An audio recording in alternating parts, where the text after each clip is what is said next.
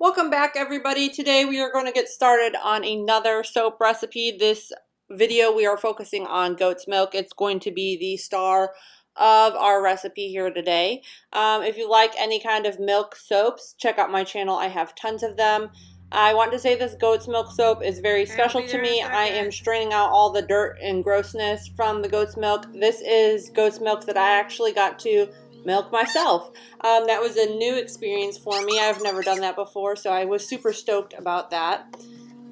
If you're wondering why you want to put goat's milk in there or why people like it, when I used to do farmer's market, I did not have any goat's milk soap, but I can tell you what, in my area, that was like a highly requested soap ingredient. So it can be exfoliating for your skin, help unclog pores, reduce breakouts. It's very hydrating for your skin. It can help with like anti-aging, and this is all stuff that you can't really make claims on your soap, but this is what it's known for.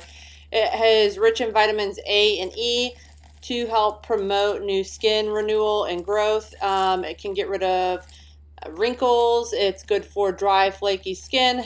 Some of that comes through on your soap when you make your soap as well. So that's probably why a lot of people like to use it. The main thing that we want to worry about when we're doing goat's milk soap, and I want to say I've worked with other milks and I've not had this problem as much, but goat's milk soap, you want to mix it with your lye very slow. Keep the temperatures as low as possible. I found at about 115 degrees, I wanted to stay under that number. That's where it was best for me. Your soap can really easily turn orange or brown. If it starts doing this, if your lye and your goat's milk start doing this, I want to tell you just scorched your milk and you ruined a lot of the good qualities of it.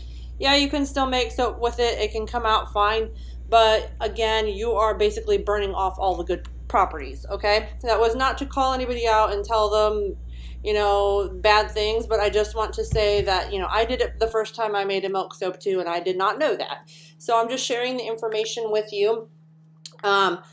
You can go up to 200 degrees with goat's milk on my research that I found, but I wanted to keep it much lower because sometimes when you add the lye to your soap, it continues to heat up. So as low as you can keep it, as white as you can keep it, those are all good things when you're mixing your lye solution.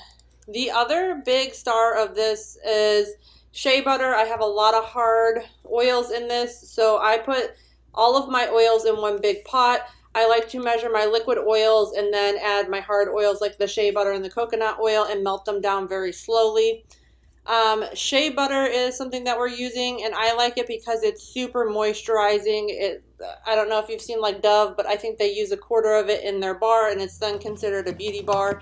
I don't really know how that works, but we're using shea butter in this oil at about 27%, which is very high. It has a lot of anti-inflammatory properties as well. It has A, E, and F to help with healing and repair of skin's appearance with stretch marks, scars, stuff like that. It has a lot of antioxidants, can help with UV protection. I don't think a lot of that comes through on the soap itself, but that we're just talking about shea butter and how it works. It can also remove dark spots, scars, and it's good for sunburns. So I like to add it in my soap. I find that anytime I add it, it's super creamy, super luxurious, and I love it. And I just want to go ahead and say right now, if you guys are enjoying this video and liking this content of free recipes where I kind of walk you step by step and highlight the good qualities of the soap, don't forget to like and subscribe.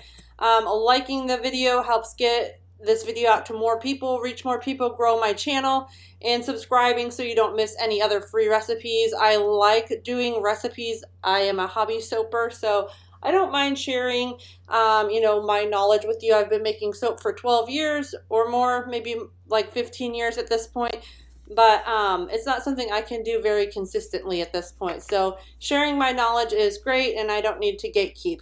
I love the pigments from Nurture Soap. I am going to use a variety of them with this soap that we're making today. I love the neon colors. They're honestly my favorite kind of colors. I could use them every day, but I know it's not always, the best look for everybody, I guess. And I'm using the Cactus Blossom Fragrance Oil. I've used this before in soaps, and I absolutely love the way it smells. I don't particularly like it straight out of the bottle. It smells a little bit funky to me. I don't know why. It smells like kind of cleany, grassy would be the way out of the bottle, but at the end it smells more floral. So if you like the floral notes, they will come out after the soap cures. I just like to, again, I'm just kind of doing a quick mix with them. I mix for 2 to 3 minutes with my hand mixer. And that's after I've added the fragrance oil and everything, and then I'll just make a cute design with the soap. So again, if you guys like this content and video, don't forget to like and subscribe. If you want to put a request in for what type of fragrance oil, or maybe if you have a question about working with a specific ingredient or oil in general, please leave me a comment. Say, hey, I want you to use shea butter, do another recipe with shea butter, or do another goat's milk recipe. I would love to do that for you guys. I'm going to take requests, and anything that comes up on this video, if I see it, I will make a video just for you guys. So thank you again, and if you just want to watch the rest of this and see how it comes together, then go ahead. It's going to be a cute little design. I do end up topping it off with a iridescent type of mica glitter at the end. I just do that. I spritz it with my rubbing alcohol, and I then sprinkle the glitter on top, and it will stay on the soap because the soap is wet, plus the rubbing alcohol helps it adhere to the soap pretty nicely. So again, if you like this video, don't forget to like and subscribe, and I will see you next time.